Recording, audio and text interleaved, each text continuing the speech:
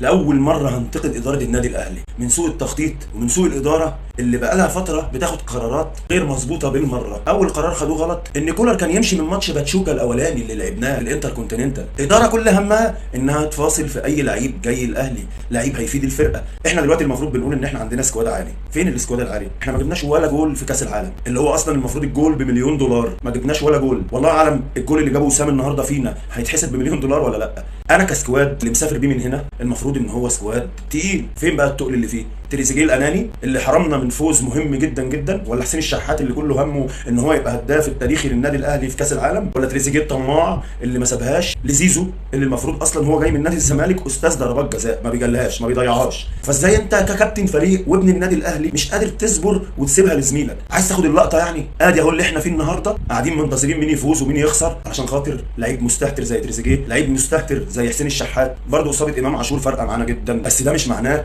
ان مفيش غير امام في الكوكب. المفروض في اي فرقه بيبقى ليه بديل.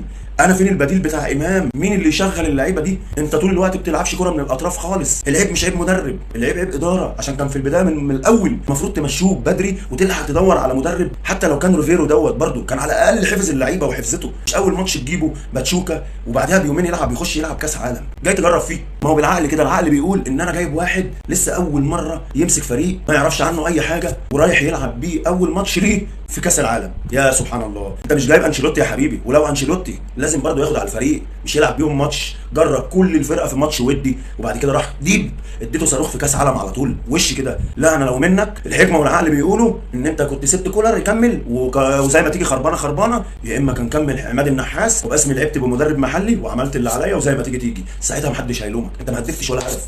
انت ما احنا النهارده ما شطناش غير شوطه قفشه وشوطه اشرف بن شرقي وشكرا على كده. الاهلي اظن يعني ان هو النهارده بعد ماتش بورتو اللي شفته بتاع انتر ميامي وبورتو ده بصراحه فريق تقيل ويخوف، مع انه اضعف من بالميراس اصلا. انا مش عارف ازاي الماتش سبتوه كده، مش عارف. انا لغايه دلوقتي مش مستوعب والله. انتوا رايحين تتعادلوا؟ هو ده كاس العالم؟ ضيعتوا الحلم اللي كل الجمهور قاعد مستنيه.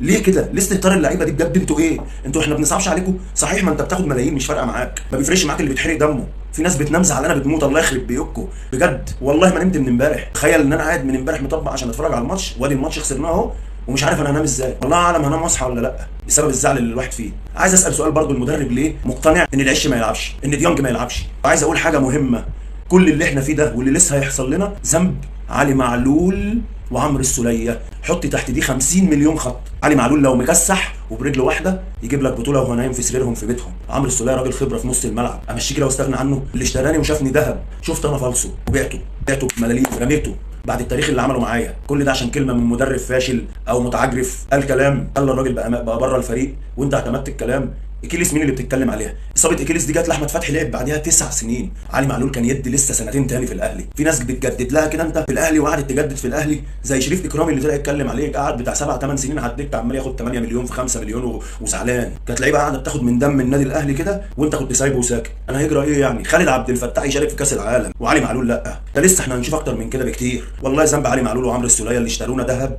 وبعناهم فالصو برخص التراب.